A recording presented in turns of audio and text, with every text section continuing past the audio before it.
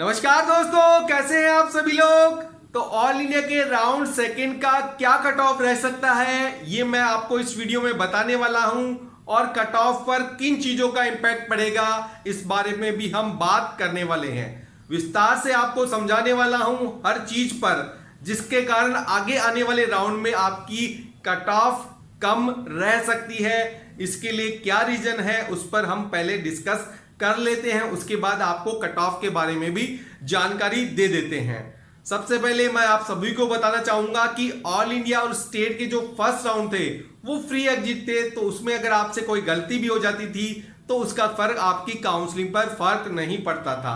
लेकिन आगे जो सेकंड, थर्ड या स्टे वेकेंट राउंड होंगे उनमें नियम कुछ अलग होते हैं, और वहां पर एक गलती आपको आपकी जो कॉलेज है उनको मिलने से भी रोक सकती है। तो इसलिए अगर आप चाहें तो हमसे पेड काउंसलिंग ले सकते हैं, जिसमें हम आपकी पूरी मदद करते हैं। चॉइस लिस्ट से बनाकर आपकी चॉइस फिलिंग से लेकर बाकी हर चीज पर, जब तक आपको कॉलेज नहीं मिल पाता है तब तक हम आपका पूरा साथ देते हैं, पूरा आपका डाउट क्लियर करते हैं हर चीज को लेकर। तो पेड काउंसलिंग से जुड़ना है तो नीचे जो नंबर है उस पर संपर्क कर सकते हैं। अब जानते हैं किन कारण की वजह से आगे आने वाले राउंड में आपकी कट ऑफ कम जाती हुई दिखाई दे रही है। सबसे बड़ा रीजन है यूपी का स्टेट राउंड का कट ऑफ। जी हां, यूपी में जो राउंड फर्स्ट का कट ऑफ आया है, वहां के स्टेट का पिछले साल के मुकाबले उसमें काफी लो कट ऑफ रैंक पर कॉलेज मिला है। मतलब फर्क आपको 3000 रैंक का भी वहां पर दिखाई दे रहा है।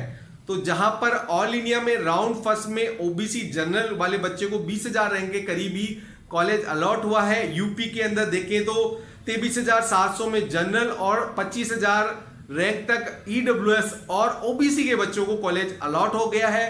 और उसका फायदा क्या रहेगा कि वो बच्चे अपने स्टेट की कॉलेज ज्वाइन करेंगे, ऑल इंडिया में आपको कंपटीशन देने नहीं आएंगे, जिससे अदर स्टेट के जो बच्चे हैं, जैसे आप राजस्थान ले लें, हरियाणा ले लें, बिहार ले लें, उनके बच्चे को ऑल इंडिया लेवल पर कॉलेज अलॉट होने में ज़्यादा परेशानी नहीं होगी, क्योंकि 25,000 रैंक तक के बच्चे अपने स्टेट में रह जाएंगे यूपी के, क्योंकि यूपी की जो कट ऑफ है हर बार थोड़ा हायर रहती है, जिसके कारण वहाँ के जो बच्चे हैं जिनको स्टेट में कॉलेज नहीं मिल पाता है वो आपको ऑल इंडिया में कॉलेज लेते हुए नजर आते हैं। तो इस बार यूपी ऐसा फैक्टर है जिसका फर्क आपको फर्स्ट राउंड में दिखाई नहीं दिया है, लेकिन सेकंड, थर्ड या स्टे वेकेंट राउंड की जो कट ऑफ होगी उसमें जरूर आपको 100% दिखाई देगा। सबसे बड़ा फैक्टर ये है। उसके साथ ही साथ आप देखें तो राजस्थान की भी कट ऑफ थोड़ा लोअर साइड में इस बार रही है। राउंड फर्स्ट की, स्टेट राउंड की मैं बात कर रहा हूं, चाहे वो थोड़ा ही कम रहे, लेकिन अगर लोअर साइड में है तो उसका फर्क आपको दिखाई देगा आगे आने वाले राउंड की कट ऑफ के ऊपर। क्योंकि अगर 500-600 रैंक का भी फर्क राजस्थान की कट ऑफ पर पड़ता है तो ये ऐसा समझ लीजिए वो 500-600 बच्चे आपको ऑल इंडिया लेवल पर कम मिलेंगे कंपटीशन देने के लिए। उसके अलावा बिहार की जो काउंसलिंग है इस बार सही टाइम पर हो रही है, और उसके कारण जैसे पिछले साल हुआ था, बिहार की काउंसलिंग थी, ऑल इंडिया का थर्ड राउंड हो गया था, उसके बाद भी चालू नहीं हुई थी, तो उसके कारण डर के मारे बच्चों ने ऑल इंडिया लेवल पर अपना जो सीट है वो ले लिया था कि बिहार की पता नहीं काउंसलिंग होगी कि नहीं होगी, कब होगी, और उसका फर्क वहां की स्टेट काउंसलिंग पर पड़ा था। स्टेट में तो कट ऑफ लो रहा था, लेकिन ऑल इंडिया लेवल पर बिहार के काफी बच्चों ने कॉलेज ज्वाइन कर लिया था, क्योंकि स्टेट में उन्होंने ज्वाइन नहीं किया था, वहां की काउंसलिंग चालू नहीं हुई थी। और इस कारण से आपको देखने में आया होगा ऑल इंडिया लेवल पर राउंड सेकेंड और थर्ड का जो कट ऑफ था उसमें कुछ ज्यादा गिरावट नहीं हुई थी। लेकिन अगर वो बच्चे सही टाइम पर काउंसलिंग होती बिहार की, बिहार में रुक जाते, तो आपको पिछले साल ही ओबीसी जनरल का कट ऑफ 25,000 तक ज्यादा हुआ दिखाई दे जाता। तो इस बार बिहार का जो काउंसलिंग है टाइम पे हो रहा है, उसका इंपैक्ट आपको कट ऑफ पर जरूर दिखाई देगा आगे आने वाले राउंड में। तो अभी हम देख लेते हैं राउंड सेकंड का क्या कट ऑफ रहने वाला है ऑल इंडिया लेवल पर कैटेगरी वाइज। तो जनरल की जो कट ऑफ है राउंड फर्स्ट में जहां पर 19,700 के करीब रही थी, राउंड सेकंड ऑल इंडिया पर आपको वो 22,700 से लेकर 23,000 रैंक को भी क्रॉस करती हुई दिखाई दे सकती है। इतना फर्क आपको दिखाई देगा, लगभग 3,000 रैंक का तो आपको नॉर्मली सेकेंड राउंड में फर्क दिखाई देगा, क्योंकि ऑल इंडिया लेवल पर लगभग 70 से 75% सीटें वैकेंट रहती है हर साल। उसके अलावा ईडब्ल्यूएस की बात करें तो ईडब्ल्यूएस में आपको फर्स्ट राउंड का कट ऑफ जो 23,000 के ऊपर रैंक मिल गई थी बच्चों को, अब सेकेंड राउंड में ऑल इंडिया लेवल पर आपको 26,400 से लेकर 26,600 रैंक तक वाले बच्चे को सेकेंड राउंड में ही ऑल इंडिया लेवल पर गवर्नमेंट कॉलेज अलॉट हो जाएगा। ईडब्ल्यूएस कैटेगरी की मैं बात कर रहा हूं। यहां पर जो भी मैं रैंक बता रहा हूं वो ऑल इंडिया रैंक है, ना कि आपकी कैटेगरी रैंक है। इस चीज का विशेष ख्याल रखिएगा।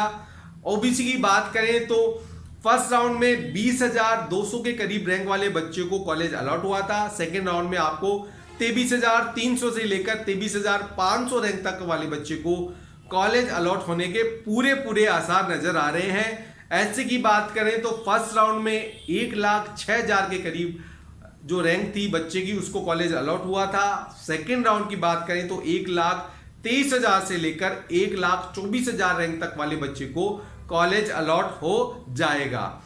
एसटी की बात करें तो एसटी कैटेगरी में इस साल देखने में आया है थोड़ा कंपटीशन है। एसटी कैटेगरी के अंदर कुछ ज्यादा कंपटीशन नजर आ रहा है बच्चों के अंदर, और उसका फर्क आपको स्टेट और ऑल इंडिया लेवल पर वहां की कट ऑफ में दिखाई दे रहा है।